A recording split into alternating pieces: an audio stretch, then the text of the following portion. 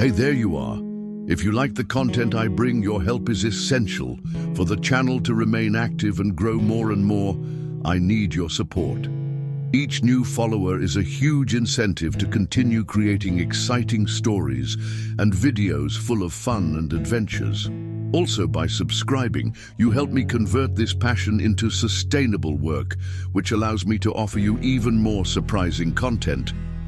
As soon as you don't forget to subscribe, please like and share.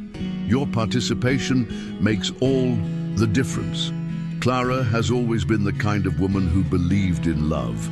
Dedicated, sweet, intense. For her, love meant giving her heart with the confidence that it would be taken care of. At 29 years old, with a stable career as an architect and a smile that hid old scars, she believed that she had finally found peace with Raphael. He was charismatic, kind, intelligent. For 2 years, he infiltrated her life as if he had always been a part of her.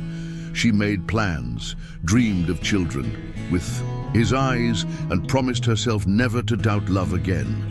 And Raphael knew this. He knew exactly how to manipulate a hopeful heart. But there were signs. There always are. Clara ignored them, like someone who would rather keep dreaming than face the truth. The late reply messages, the disappearances on the weekends, the strange scent on his shirt, the overly ready excuses. But Raphael knew how to lie. He made promises, cried easily, made love as if begging for forgiveness, and then enchanted her, again with small promises. Clara, already accustomed to internal battles, stifled her intuition in the name of what she called commitment. After all, no one is perfect, she repeated. Maybe it was just insecurity or fear of losing someone again. But the truth, cruel and sharp, always finds a way to impose itself. That rainy night, Clara decided to come home early from her work trip. She wanted to surprise him. Maybe deep down, she also wanted to calm herself down. She went upstairs with her, heart racing, and opened the front door with a shy smile. But what she saw took the ground from under her feet. Raphael, with another woman, in their bed, without guilt, without fear, as if Clara didn't exist. The room seemed like a stage set up to destroy what little was left of her. He didn't even try to justify himself. The other woman stared at her coldly, and Raphael just covered his body, as if he didn't expect to be caught, but also didn't regret it. Clara stood there, paralyzed, feeling her soul shatter in silence. The following weeks were a blur of tears, humiliation, and silence. Clara didn't leave the house. She turned off her phone, and she refused visitors. Her pain wasn't just from the betrayal, but from the collapse of everything she believed in. Raphael didn't call. He didn't apologize. He disappeared as if 2 years meant nothing.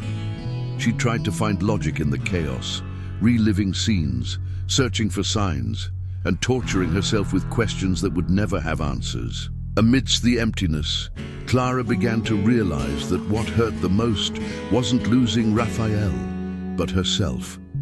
She had abandoned herself to keep someone she never wanted to be with. It was then that, on a silent afternoon in front of the mirror, Clara saw something she hadn't seen in a long time, a tired but still alive look. She realized that she needed to rebuild not only her routine, but her own identity. She threw away the clothes that reminded her of Raphael, deleted photos, blocked contacts. She cut her hair, small but symbolic gestures. She began to write as a way of venting her innermost feelings. She created an anonymous blog where she reported her pain, and to her surprise, women began to respond, to share similar experiences. For the first time, Clara felt that she was not alone, and this connection with other open wounds became her starting point. The blog became a collective diary of overcoming obstacles and, over time, a movement of women who refused to accept less than they deserved. Clara began to participate in lectures and events and gained prominence as a voice for female empowerment. But the journey to rebuilding was not linear. She had setbacks, nights when she cried over memories, messages she wrote and never sent. The healing came slowly, like a wave that recedes and returns. Raphael tried to reappear, of course. He sent a message months later, saying he was confused, that he had made a mistake.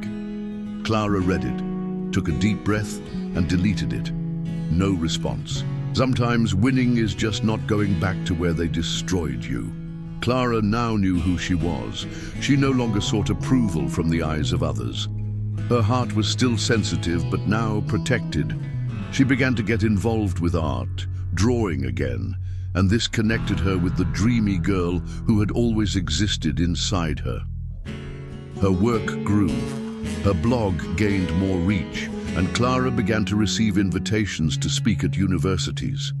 She became a reference, even though she had never planned to. But despite her success, she was still alone. Love, which had once been everything, was now a distant possibility. She was afraid, yes, but for the first time she did not see fear as weakness, but rather as a sign that she had learned. It was at one of these events that she met Miguel. Unlike Raphael, he was not intense. He was calm, observant, respectful. Clara rejected him at first. She didn't want to get involved. But Miguel was patient. He didn't insist. He didn't force her. He just stayed. They talked for hours about everything. He read her texts, admired her art, and more than that, admired her courage. Clara felt that she was facing something new, not an overwhelming passion, but a meeting of souls that recognized each other through pain and calm. Still, she hesitated. She knew the price of surrendering. Clara decided to give it a chance, not to Miguel, but to herself. They started going out, little by little.